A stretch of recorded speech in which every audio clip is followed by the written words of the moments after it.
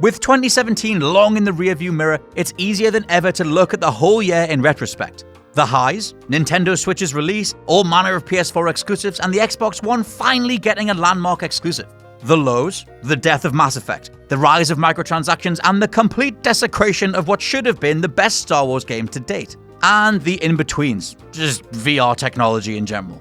That just seems to be going nowhere fast. Yes, it was a landmark time for a generation that at one point, during its first year, looked to be falling towards the ground in slow motion. Now though, especially if you're in Camp Nintendo or Sony, there are more must-play titles than ever. Thanks to the indie scene growing in capability and the sheer breadth of studio sizes working on all manner of awesome creations, the divide between AAA and everything else is smaller than ever. Now the industry does do a pretty good job of showcasing the finest experiences on offer, but there are many more games worth your time too. I'm Scott from WhatCulture.com, and these are 10 awesome video games from 2017 you probably missed. Number 10, Nioh. Nioh learns every possible lesson from Dark Souls and Bloodborne, upping the general pace to match Team Ninja's prior work. You not only have 3 stances per weapon to get used to, but any defeated players from other games will populate your world with optional avatars to defeat for loot. There's not a microtransaction in sight, but it does mean that picking a spot near a save point and grinding out some fights will be immediately worth your while. Alongside some gorgeous level design, combat itself is the best part, coming to life regardless of what size enemy you fight, really showing off just how lightning fast it can be when dueling human-sized opponents. Nioh is the finest Souls-like outside of From Software's walls, and an absolutely essential action game. Number 9, Gravity Rush 2. Speaking of excellent action games, the perspective-shifting Gravity Rush 2 is a joy to control and take in. Playing as the gravity-manipulating cat, just leaping to the sky and reversing polarity to send yourself soaring through the air is a great feeling. It's coupled with punchy melee combat and the flinging of every object in sight at every enemy you can see, all as the environment itself splinters and breaks around you. Gravity Rush 2 had the misfortune of releasing within days of the mighty Resident Evil 7, which was all it took to bury this little brawler in the rubble. However, even if you just check out some footage of what it's like to fight on the sides of buildings and the undersides of walkways, Gravity Rush 2 is damn special and deserves more eyes on its unique brand of madness. Number 8, The Evil Within 2. Feeling in the best way possible like it came from the mid-2000s when everybody was ripping off Resident Evil 4, this at least has Shinji Mikami at the helm once again. You know, the guy that conceptualized Resident Evil 4's over-shoulder camera in the first place. Brilliantly though, The Evil Within 2 isn't resting on its laurels, busting out the awesome idea of an open-world horror done with this control scheme. Tango Gameworks hide many set-piece encounters behind random doors and alleyways, meaning that even going from A to B can result in all sorts of jump scares and frenetic encounters. Think Minecraft at night, add some shooting, and you're almost there. In terms of story, protagonist Sebastian Castellanos is drawn back into a Matrix-esque constructed reality, though it also houses his daughter at the center, meaning the developers can conjure up all sorts of ridiculous monsters and aberrations manifested from the thoughts of every connected human. A massive walking mass of bones and pulped flesh with a camera lens for a head? You ain't seen nothing yet. Number 7, The Surge. Back to the Souls formula, and Lords of the Fallen developer Deck 13 decided to upend expectations for a follow-up, instead taking the genre to the farthest reaches of space.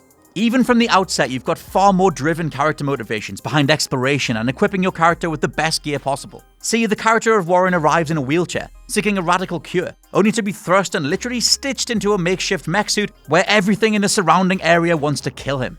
Gameplay-wise, you've got a neat targeting system that means whatever area of a foe you perform a finisher on will remove that limb or body part, giving different components and allowing you to spec in different directions. The macabre and sterile surrounding world combines with these brutal fatalities to give the Surge a really cerebral edge, grounding its combat and making you want to see it through to the end. Deck 13 still need to refine the weight and speed of attacks in some spots, but the Surge is a brilliant shakeup of the Souls' aesthetic and general tone, showing what this genre can feel like when injected with a more propulsive, survivalist story. Number 6, Pyre.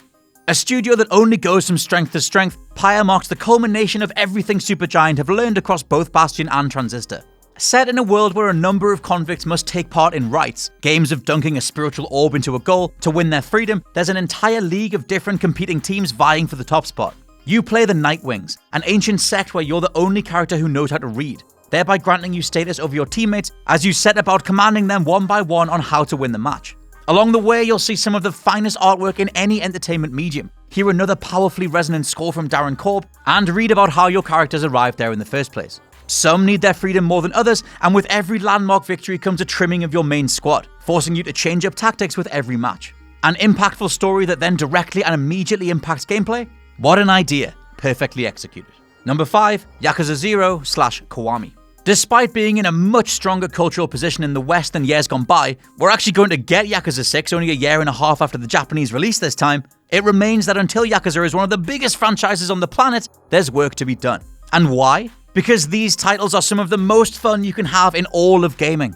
Perfect concoctions of arcade brawling mechanics, assortments of minigames, phenomenal characters, gorgeous graphics, and more plot twists than every Metal Gear game combined.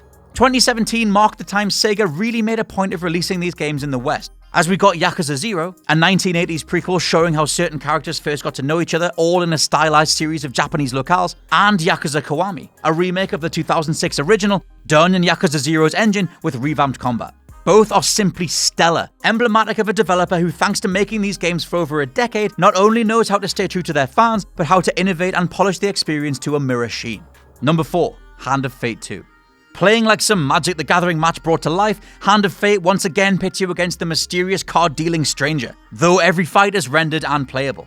Pretty much the Arkham-style rhythmic combat, this punctuates an overarching structure of choose-your-own-adventure tropes, ranging from whether you'll risk saving someone on the side of a dirt road, to whether you want to double back around to uncover every last card in a given round. Regardless of this neat RPG-like structure, it never gets old just seeing your equipment and character traits come to life. You're forever badgered by this dungeon master doling out the cards, and it's great overcoming his increasingly harsh odds to survive and deal a killing blow, adding more weapons and modifiers to your collection that will only strengthen your deck next time around. It's a supremely unique idea, and the perfect bridge between third-person action and tabletop battling.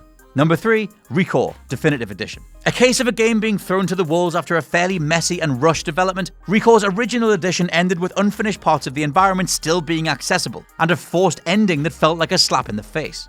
Consumers and fans of Keiji Inafune's past work were notably gutted, and developers Concept vowed to right their wrongs. Cut to 2017, and ReCore received a sizable update, though you can pretty much read that as patch that finished the game, rounding it off as a mighty fun third-person shooter with Metroidvania elements. Forgoing traditional targeting for a lock-on that means challenge comes equipping the right ammo, juggling weapons, buddy abilities, and finishes, just playing ReCore feels demonstrably different than anything else on the market.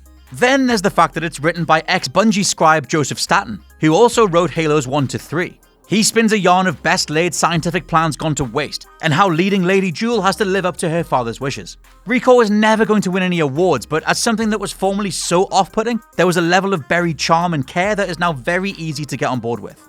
Number 2, Sniper Elite 4. Now you might be thinking that Sniper Elite has run out of ideas, but honestly, this is their best work yet. Rolling together a Metal Gear Solid 5-esque world filled with items to experiment with and AI to exploit, there's a playful feeling of poking and prodding around this sandbox of potential just to see what happens. Gameplay-wise, you've got the same slow-motion X-ray sniping that put the series on the map in the first place, except now it's tighter than ever. Main man Carl Fairburn can bust out a wicked melee kill, and blasting Hitler's nads off has never looked better. An essential third-person shooter on the level of what we used to enjoy across the 2000s. Perfect. Number 1, Rainbow Six Siege, the 2017 update.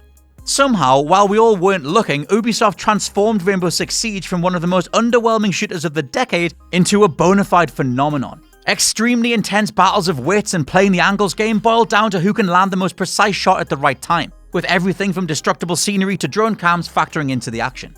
With scores of updates to maneuverability and shooting, new maps, characters, and a fantastically dedicated community backing every bullet, Rainbow Six Siege is as essential a play as Overwatch or any high-profile first-person shooter you can think of. Release dates and launch dates tend to mean increasingly little in the game industry, as 2017 marked Ubi's continual resolve to make the Rainbow Six name mean something once again. They tapped into a far more tactically minded experience than anything the bigger blockbuster shooters can offer, and it's great.